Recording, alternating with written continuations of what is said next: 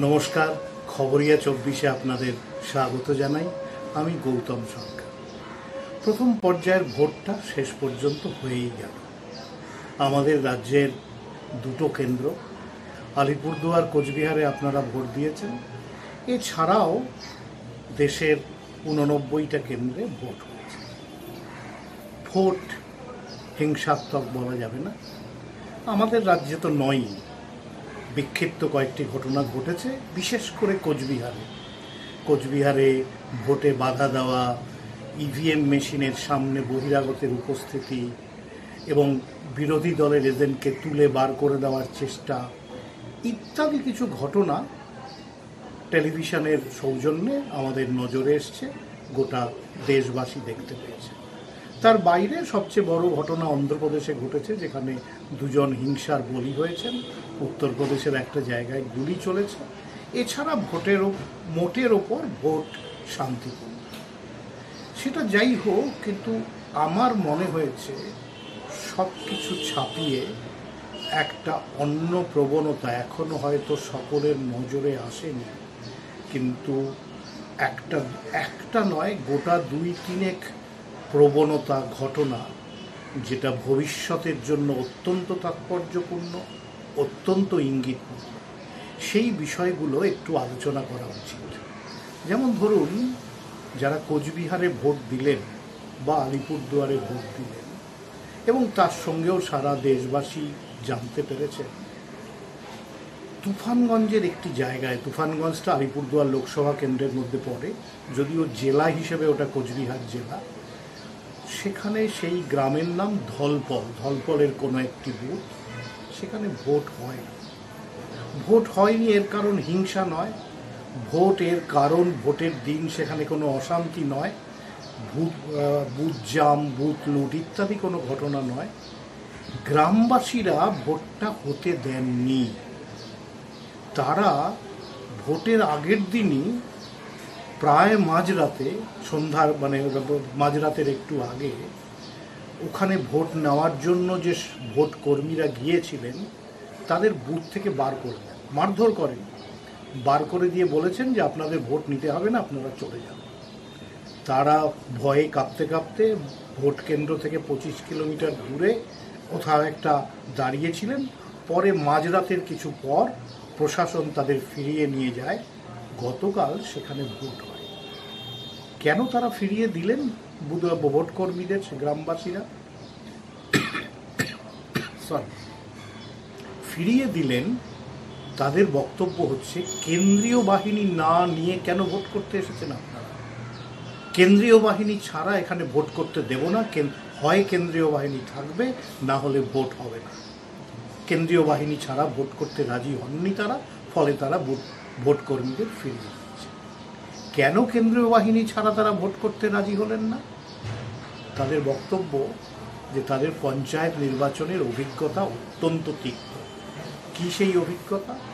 যে গ্রামের মানুষ ভোট দিতে পারে, তাদের ভোট কেন্দ্রে যেতে দেওয়া হয়নি, তাদের ভোট অন্যেরা দিয়ে দিয়েছে।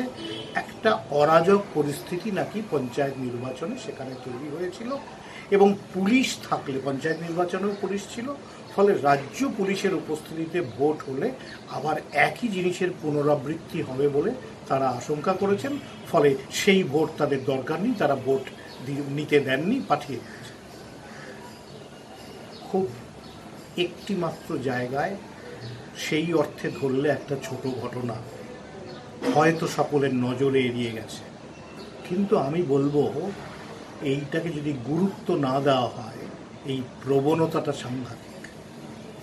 এবং এই যে পঞ্চায়েত নির্বাচনের কথা বলা, অন্যান্য জায়গায় হয়তো এইভাবে ভোট কর্মীদের কেউ ফেরত পাঠাননি, কিন্তু কলকাতা থেকে যে সাংবাদিক বন্ধুরা এবার ওই এলাকায়, যেহেতু ওই দুটো এলাকা ভোট প্রথম দফায়, অন্যান্য এলাকায় যারা ঘুরছেন বা আমরা যা খবর পাচ্ছি সেখানেও এক অভিজ্ঞতা। আমাকে কলকাতা থেকে যে সাংবাদিকরা ওই এলাকায় গিয়েছিলেন এবং চা বাগানেও গিয়েছিলেন আলিপুরদুয়ারে, তারা আমায় বলেছেন যে গৌতমদার লোকে ফুঁসছে কেন? যে পঞ্চায়েত নির্বাচনে ভোট দিতে পারিনি, আমাদের ভোট দিতে দেওয়া হয়নি, এইবার তার জবাব দেব, দেখিয়ে দেব। এবার এই দেখিয়ে দেবর রিফ্লেকশন ভোট বাক্সে কতটা পড়বে সেটা পরের কথা।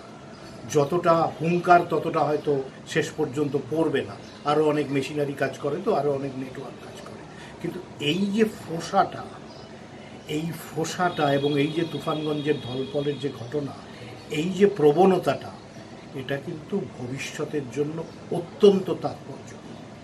লোকে যদি এইভাবে পুলিশের উপর, রাজ্য পুলিশের উপর আস্থা হারায়, রাজ্য পুলিশকে দিয়ে ভোটটা আসলে ভোটই নয় মনে করে, তার জন্য দায়ী কিন্তু পুলিশ, তার জন্য দায়ী আমাদের প্রশাসন, দায়ী সরকার।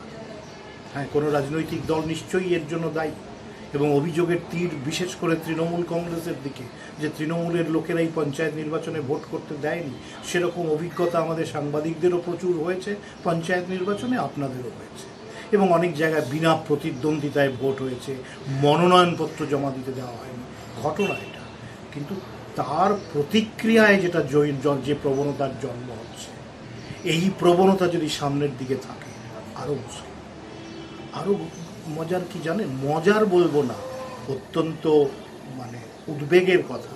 গতকালের যে ভোট হয়েছে তার মধ্যে নবীন প্রজন্মের প্রচুর ভোটার ছিলেন। কালকে দিনভর বিশেষ করে আলিপুরদুয়ার এবং কোচবিহার, এই দুটো জায়গায় নবীন প্রজন্মের অনেকের সঙ্গে আমার টেলিফোনে কথা হয়েছে। কেউ প্রথমবারের ভোটার, কেউ একটু কয়েকবার 1-2বার ভোট দিয়েছেন, খুব ম্যাক্সিমাম হলে 30-এর কোটায় বয়স, এরকম, তার নিচে বা 21 থেকে শুরু করে 30, এই কোটার বয়সের মধ্যে অনেক নবীন প্রজন্মের ছেলে মেয়েদের সঙ্গে আমার কথা হয়েছে। আমি যেটা বুঝেছি, তাদের একটা অংশ এই ভোট, এই রাজনীতি, এই নির্বাচন, এই গণতান্ত্রিক ব্যবস্থা গোটাটা নিয়েই তারা খুব বীতশ্রদ্ধ। তাদের বক্তব্য হচ্ছে, কী হবে ভোট দিয়ে, কি হচ্ছে, সকলেরই তো একই, কাকে পছন্দ করব, কাউকে তো পছন্দ করতে পারছি না, কোন দলকে ভোট দেব। তাদের একটা অংশ নোটায় ভোট দিয়েছেন, নোটা বোতাম ইভিএমে, তাতে চাপ দিয়েছেন, কাউকে ভোট নয়। আরেকটা অংশ তারা কিছুটা স্থিতাবস্থা ভাঙতে চেয়েছেন, জেনে হোক না জেনে হোক, বুঝে হোক না বুঝে হোক। তারা বলেছেন, একটু স্বাদটা পাল্টে দেখি না, নতুন কাউকে দিয়ে দেখি না, অন্য পুরনোদের তো দেখা হয়ে গেছে, নতুন কাউকে দিয়ে দেখি না। এই নতুন কেউ কারা? অনেকেই, সকলে সরাসরি বলেননি, কেউ কেউ বলেছেন, দেখি না, এই রাজ্যে তো বিজেপিকে আমরা কখনো টেস্ট করে দেখিনি, একটু দিয়ে দেখি না পদ্মফুলে। তো এবার আমি নিশ্চিত নই এই যে নতুন প্রজন্মের যারা এই কথা বলছে, তাদের কতটা শতাংশ নোটায় ভোট করেছে, কতটা বিকল্প কিছুর কথা বলে ভোট করেছে, কিন্তু এটা হয়েছে। এবং সবচেয়ে বড় কথা আমি যেটা বলতে চাই, যে এই যে ধরুন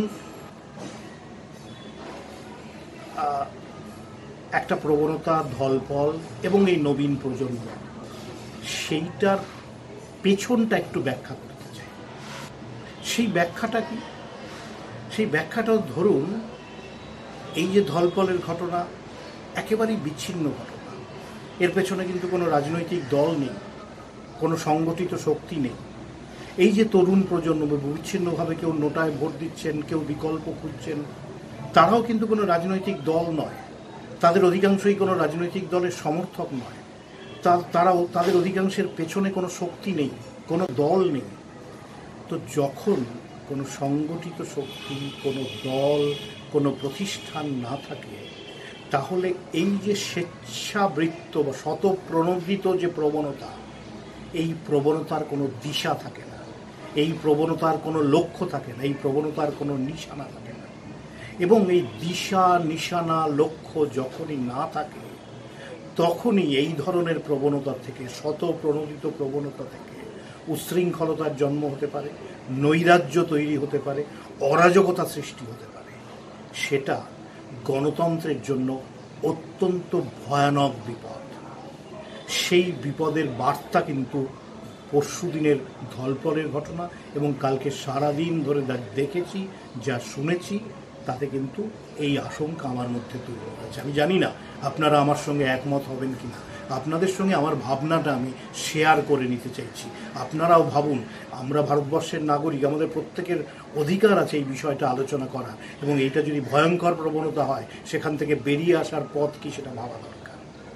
কালকে একটা ঘটনা দেখুন, দুটো পাশাপাশি লোকসভা কেন্দ্র, আলিপুরদুয়ার এবং কোচবিহার, এবং দুটো পাশাপাশি জেলাও বটে, কিন্তু কালকে দুটো বিপরীত চিত্র দেখেছি। একটা চিত্র কি, আলিপুরদুয়ারে ভোট প্রায় নির্বিঘ্নে, তেমন কোনো অভিযোগ, তেমন কোনো অশান্তি, সেই অর্থে কোনো হিংসা কিচ্ছু নেই। কিন্তু কোচবিহার বড় কোনো হিংসাত্মক ঘটনা না ঘটলেও সারা দিন ধরে একটা অশান্তি লেগে গেল, এখানে সেখানে, কখনো দিনহাটা, কখনো তুফানগঞ্জ, বক্সিরহাট, কখনো ওই শীতলকুচি, কখনো মাথাভাঙা, লেগেই রইল। দুটো আলাদা চরিত্রের ভোট কালকে আমরা দেখেছি। আলিপুরদুয়ার, আমি নিজে আলিপুরদুয়ার আমার শৈশব, কৈশোর, যৌবন কেটেছে। আমি খুব অবাক হইনি, এটাই আলিপুরদুয়ারের চরিত্র, আলিপুরদুয়ারের স্বাভাবিক বৈশিষ্ট্য এটাই।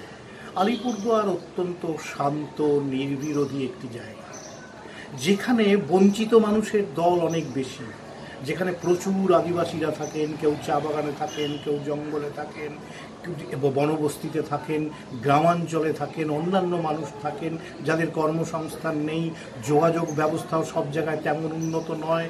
তা সত্ত্বেও এই মানুষগুলো যেন সর্বংসহা, সহনশীলতার প্রতীক যেন এই মানুষগুলো কখনো তেমনভাবে ক্রুদ্ধ হন না, সেই মানুষগুলো কখনো তেমনভাবে জঙ্গি আন্দোলনে ঝাঁপিয়ে পড়েন না।